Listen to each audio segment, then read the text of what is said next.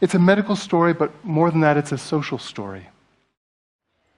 How can it be that 2.6 million babies die around the world before they're even 1 month old?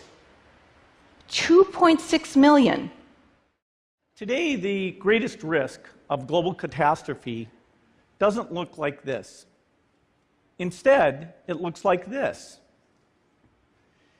If anything kills over 10 million people in the next few decades, it's most likely to be a highly infectious virus rather than a war.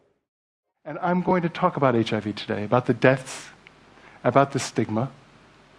It's a medical story, but more than that, it's a social story. This map depicts the global distribution of HIV, and as you can see, Africa has a disproportionate share of the infection. There are 33 million people living with HIV in the world today. Of these, 2/3, 22 million, are living in sub-Saharan Africa.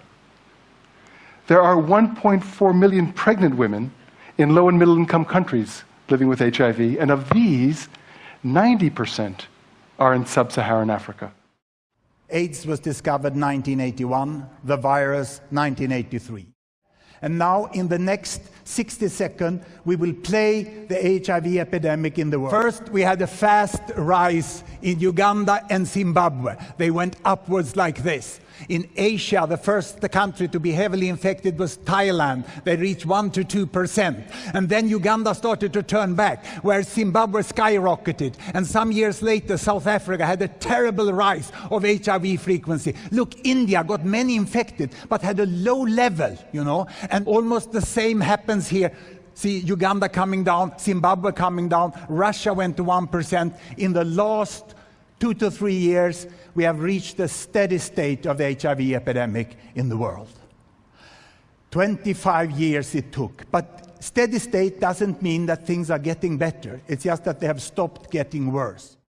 When we look at the pattern, one thing comes out very clearly. You see the blue bubbles, and people say HIV is very high in Africa. I would say HIV is very different in Africa.